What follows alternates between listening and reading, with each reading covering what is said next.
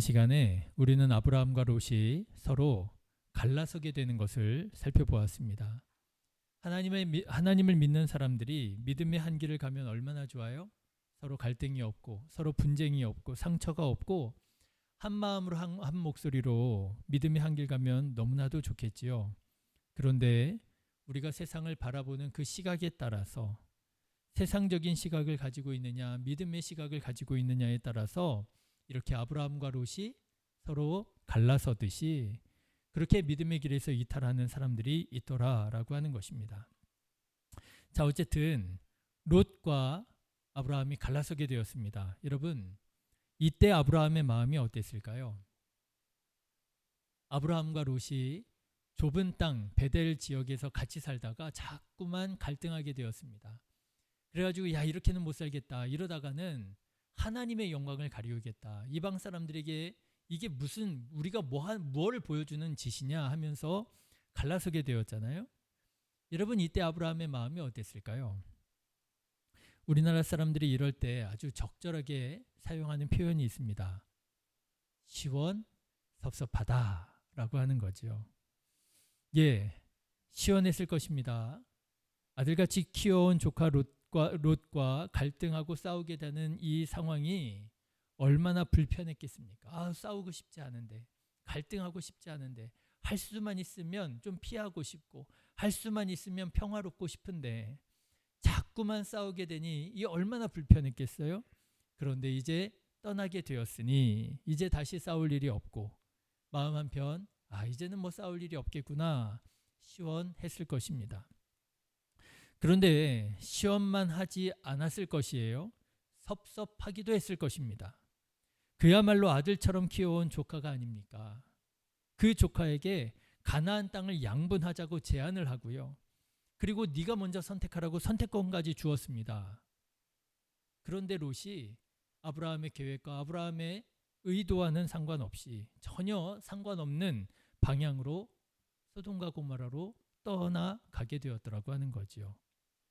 예, 섭섭하지요. 예, 시원섭섭했을 것입니다. 저는 오늘 아브라함의 이런 마음을 묵상하면서 사람의 마음이 이렇게 참 복잡하구나 하는 것을 다시 한번 깨닫게 되었습니다. 여러분, 사람의 마음이 참 복잡한 것 같아요. 100% 기쁜 일도 별로 없고요. 그렇죠? 100% 슬픈 일도 없더라고요. 모든 일에 장단이 있더라고요. 왜 사람의 마음이 이렇게 복잡할까요?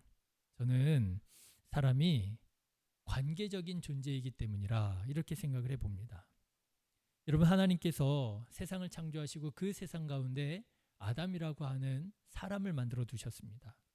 하나님께서 완벽하신 완전하신 하나님께서 만드신 사람이었으니 어땠겠습니까? 그 사람은 완벽했겠지요. 그런데 이상한 일이 일어납니다. 하나님께서 그 완벽하게 만드신 사람을 보고 뭐라고 말씀하시느냐? 완전하지 않다라고 말씀하세요. 여호와 하나님이 이르시되 사람이 혼자 사는 것이 좋지 아니하니 좋지 않다고 말씀하세요. 그리고 내가 그를 위하여 돕는 배필을 지으리라. 그리고 하나님께서 하와를 아담에게 만들어 주시지요. 여러분, 저는 이 말씀을 통해서 한 사람으로서의 아담은 완벽했을 것이라 생각합니다. 그렇지 않겠습니까? 한 사람으로서의 아담은 완벽했을 것입니다. 그렇지만 완벽한 한 사람은 온전하지는 않았을 것이라 이렇게 생각해 봐요. 완벽했겠지만 온전하지는 않았을 것입니다. 차라리 완벽하지 않은 사람들이라 할지라도 서로 함께 하는 것이 그것이 온전함을 이루어가는 방법일지도 모르겠다. 그런데 완벽하지 않은 사람들과 함께 지내려고 하니 또 다른 한편 이게 쉬운 일이 아니더라고 하는 거죠. 만만치 않더라는 것이죠. 복잡해지더라고 하는 것입니다. 여러분, 관계가 그렇게 복잡하잖아요. 그래서 이런 복잡한 사람들의 마음, 관계에 대해서 여러 말들이 있습니다. 같이 있으면 괴로운데 또 혼자 있으면 어떻다고요? 외롭다. 그런 말이 있더라고요. 같이 있는 건 싫어요. 힘들어요. 그런데 또 혼자 있는 것도 싫어요. 외로워요. 그러니까 어쩌자는 건지 모르겠어요. 같이 있자는 건지, 그렇죠? 혼자 있겠다는 건지 복잡하지요. 또 이런 말도 있습니다. 내가 갖기는 싫고 남 주기도 아깝고 어쩌자는 건지, 이게 갖겠다는 건지 주겠다는 건지. 아브라함의 마음이 꼭 그러지 않았을까요? 같이 살다가 여러 갈등을 겪다 보니 에이, 이렇게 같이 사느니 차라리 갈라서는 것이 좋겠다 하고 싶어서 갈라섰습니다. 그런데 갈라서고 보니까 정말 시원해요. 이제 더 이상 싸우지 않아도 돼요. 신경 쓰지 않아도 돼요. 그 관계 때문에 골머리 썩지 않아도 돼요. 얼마나 좋아요. 시원했을 것입니다. 그런데 한편으로는 괘씸하기도 하면서도 걱정이 되더라고 하는 거죠. 롯이 밥은 잘 먹고 사는지, 이 밤에 어디 좀 안전한 곳에서 잘 쉬고 있는지, 어려움은 없는지 또 안쓰럽더라고 하는 것이죠. 자, 그런데 오늘 말씀을 보니까 이런 아브라함의 마음을 아셨던지 하나님께서 롯이 떠나고 그 허전하고 빈 아브라함의 자리에 찾아오셔서 아브라함의 섭섭한 마음을 위로해 주십니다. 여러분 14절의 말씀을 한번 보십시오. 14절 상반절의 말씀을 한번 보시면 이렇게 되어 있어요. 롯이 아브라함을 떠난 후에, 그렇죠. 롯이 아브라함을 떠난 후에 무슨 일이 일어납니까? 여호와께서 아브라함에게 이르시되, 롯이 아브라함을 떠난 후에 그 공허하고 빈 자리에 시원섭섭하고 왠지 모를 그런 좀 외로움이 찾아온 바로 그때 여호와의 말씀이 아브라함에게 임했더라라고 하는 것입니다. 그리고 아브라함의 마음을 위로해 주세요. 먼저 조카 롯에게 양분하고자 제시하고 선택하라고 양보했던 가나안 땅 전체를 아브라함에게 다 주겠다고 말씀하십니다. 롯이 아브라함을 떠난 후에 여호와께서 아브라함에게 이르시되 너는 눈을 들어 너희 있는 곳에서 북쪽과 남쪽 그리고 동쪽과 서쪽을 바라보라. 보이는 땅을 내가 너와 내 자손에게 주리니 영원히 이르리라. 여러분 얼마나 좋겠어요. 땅을 이렇게 하나님께 약속받는다니. 저는 요즘에 그냥 땅만 보면은 그렇게 막 마음이 어디 가다가 보면 여기 몇 평이나 될까 막 계산해 보고요. 참 재밌어요. 예전에 우리 2층에 카페 했던 데가 딱 정확하게 20평이었어요. 정확하게 20평이었거든요. 그러니까 그게 기준이 돼서 어디 가서 보면 예전에 우리 했던 그 카페 몇 배나 될까 이러면서 몇 평 정도 되겠구나, 몇 평 정도 되겠구나. 여기는 평당 얼마나 할까 막 이런 거 생각해 보고요. 얼마나 좋겠어요? 하나님께서 아브라함에게 한 평의 땅도 없는 아브라함에게요, 이 땅을 전부 다 주신다는 거예요.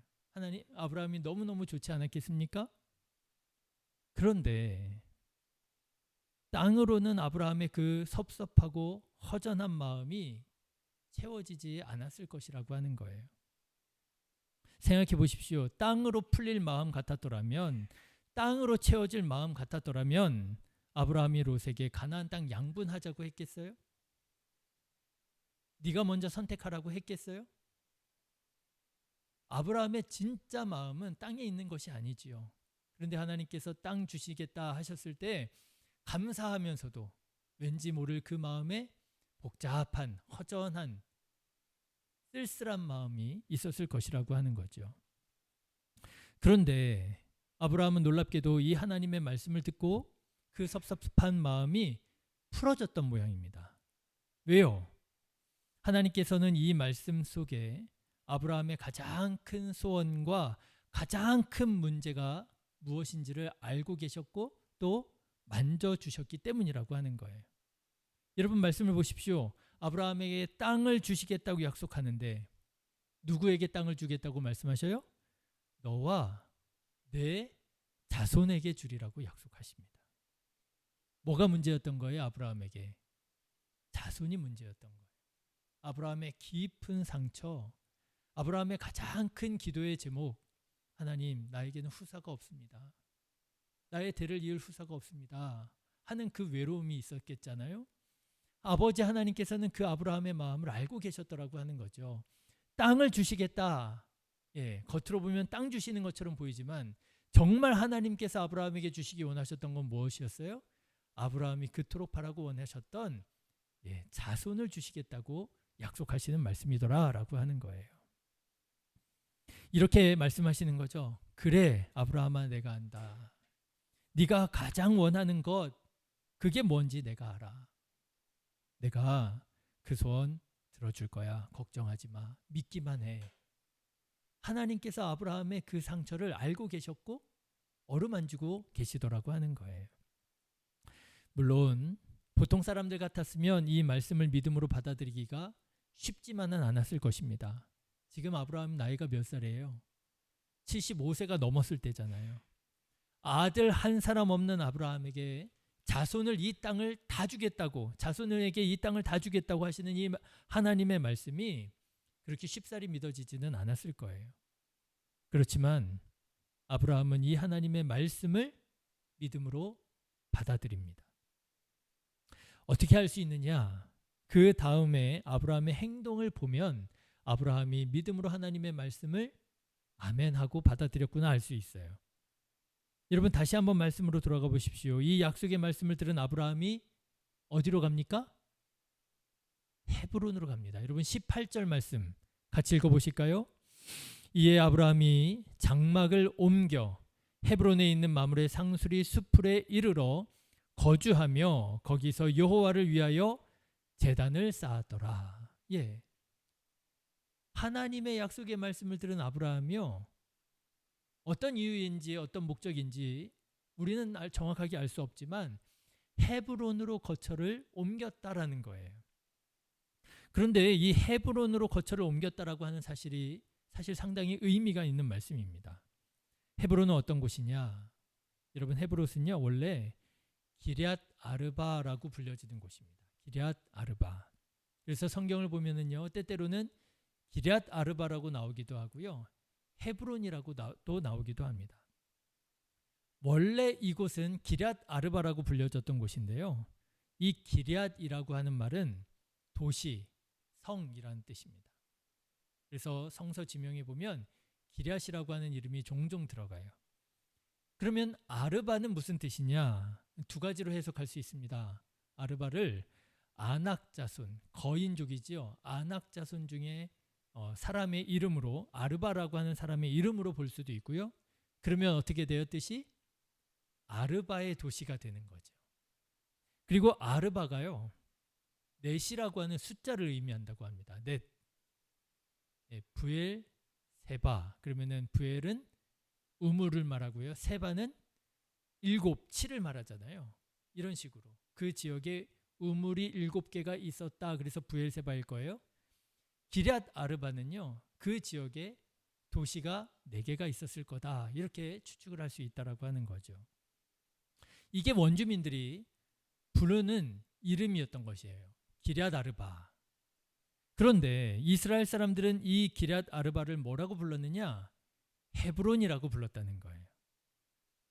그러면 헤브론이라고 하는 이름의 뜻이 뭐냐 말이죠. 헤브론이라고 하는 말은요 하베르나임이라고 하는 말에서 온 말인데 좋은 친구라고 하는 뜻이라고 합니다. 좋은 친구. 그래서 헤브론이라고 하는 도시에는요 교제, 친교 이런 뜻이 있다고 그래요. 여러분 아브라함이 헤브론으로 갑니다. 왜 헤브론으로 갔을까요?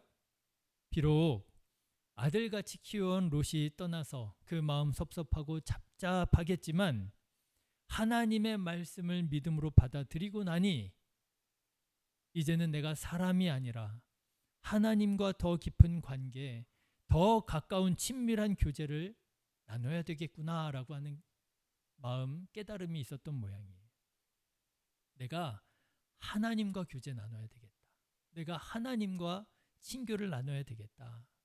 헤브론으로 나아가더라고 하는 거죠. 자, 그랬더니 어떻게 되었느냐? 여러분, 하나님은 이렇게 하나님과의 관계를 귀히 여기고 헤브론으로 나아간 아브라함을 뭐라고 불러주셨느냐? 나의 벗이라고 불러주십니다. 나의 친구다. 여러분, 이사야 41장에 보면 이런 말씀이 나와요. 그러나 나의 종 너 이스라엘아, 내가 택한 야곱아, 나의 벗 아브라함의 자손아. 아브라함을 하나님이 나의 벗이라고 부르세요. 나의 친구라. 야고보서에서도 이 사실을 다시 한번 확인해 주지요. 야고보서 2장에 보면 이에 성경에 이른바 아브라함이 하나님을 믿으니 이것을 의로 여기셨다는 말씀이 이루어졌고 그는 하나님의 벗이라 칭함을 받았느니라. 하나님의 친구가 돼요. 여러분, 아브라함이 하나님의 친구가 되었을 그때가 언제라고요? 롯이 떠났을 때라는 거예요. 롯이 떠나서 그 마음 시원섭섭했을 때, 마음 한편 착잡하고 허전하고 외로움이 찾아왔을 때, 그때 아브라함은 오히려 헤브론으로 나아가서 그곳에서 하나님을 위하여 제단을 쌓고 그곳에서 여호와의 이름을 부르며 하나님과의 관계에 더 최우선 순위를 두었을 때 그는 하나님의 친구가 되었더라고 하는 거예요. 사랑하는 신의교회 친구 여러분, 성도 여러분, 친구 여러분, 하나님의 친구 되시기를 주님의 이름으로 축원합니다. 하나님의 친구가 되십시오. 하나님의 벗이 되십시오. 오늘 말씀을 묵상하는 중에 이렇게 생각을 해봤어요. 조카 롯의 삼촌이라고 하는 타이틀이잖아요. 지금 아브라함의 타이틀이. 롯의 삼촌이라고 하는 타이틀이 있고요. 또 어떤 타이틀이 있어요? 하나님의 벗이라고 하는 타이틀이 있다는 거예요. 여러분, 어떤 타이틀이 더 소중할까요? 물론 사람과의 관계를 다 끊어버려야만 하나님과의 관계가 건강하고 그것을 하나님께서 기뻐하시는 것은 아니겠지요. 하나님을 잘 믿는 사람은 하나님께서 맡겨주시는 여러 성도님들과 더불어서 함께 평화하고 더욱 사랑하고 더욱 존경해야 되겠지요. 그렇지만 오늘과 같은 이런 상황 속에서 우리가 인생길을 살아가는 동안 뜻하지 않게 의도치 않게 이렇게 믿음의 길을 한 길 가지 못하고 갈라서게 될 때 여러분, 그때 우리는 무엇을 할 수 있겠느냐? 그때 사람에게 연연하는 것이 아니라 그때 오히려 하나님께 집중해야 되더라라고 하는 것입니다. 여러분, 혹시 사람과의 관계로 인해서 어려움 당하고 계십니까? 사람 덕분에 힘을 얻고 위로를 받기도 하지만 사람 때문에 상처도 받고 골치 아픈 문제도 생기는 것이 우리의 관계인 것 같습니다. 내가 정을 주고 시간을 들여 마음을 나누었던 사람이 내 마음 몰라주고 또 나를 아프게 하고 배신하고 떠나가면 상처가 되지요. 얼마나 서운하고 얼마나 마음이 아파요. 네, 저는 우리 신의교회 성도님들이 사람들과의 관계가 건강하고 행복한 관계가 되기를 간절히 기도합니다. 어디를 가느냐 보다 누구와 가느냐가 더 중요하다 그러잖아요. 아무리 멋있는 데 가고 아무리 좋은 데 간다 할지라도 불편한 사람이랑 가고 싶어요. 불편한 사람이랑 가면은 뭐 그게 보이겠어요? 뭐 그게 먹히겠어요? 맛을 알겠어요? 편안한 사람, 내가 사랑하고 좋아하는 사람이랑 가면 별로 그렇게 뭐 멋있는 데 아니더라 할지라도 왠지 그곳이 반짝반짝 빛나는 것 같고요. 그냥 국밥 한 그릇, 콩나물 국밥 한 그릇 나눠 먹는다 할지라도 그게 그렇게 맛있겠죠. 사람들과의 관계가 행복하시기를 주님의 이름으로 축복합니다. 혹시라도 얽혀져 있고 매어져 있는 관계들이 있으면 풀려지기를 원합니다.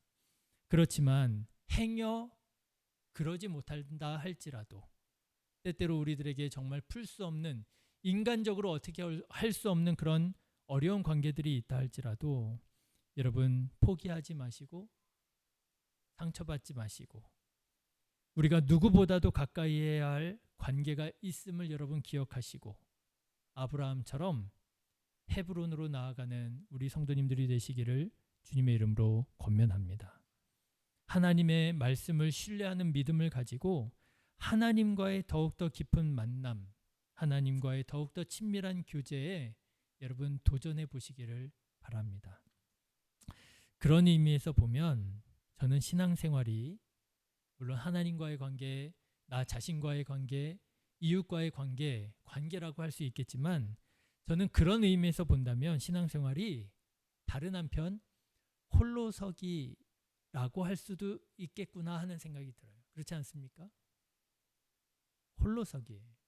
하나님 앞에서 홀로서기. 하나님 앞에 홀로 설 수 있는 사람, 하나님 앞에 홀로 설 줄 아는 사람, 그 사람이 하나님과의 관계에 바른 관계를 맺을 수 있는 것이고요. 그럴 수 있는 사람이 다른 사람들과 또 자기 자신과의 관계에 건강한 관계를 맺을 수 있는 것이고요. 이 사람이 이렇게 말했다고 이렇게 하고요. 저 사람이 저렇게 말했다고 저렇게 하고요. 사람에 따라서 왔다 갔다 하는 것이 아니라 중심을 지키고 마음을 지키고 자리를 지키고 시간을 지키고. 여러분, 우리가 하나님과 바른 관계를 맺으면 우리 주변에 있는 사람들과도 오히려 건강한 관계를 맺게 될 줄로 믿습니다. 저는 바라기는 우리 성도님들이 이렇게 하나님과의 관계에 헤브론으로 나아가셔서 하나님의 친구 되셔서 더욱 행복하고 복된 삶을 살아가게 되시기를 주님의 이름으로 축원합니다. 기도하겠습니다.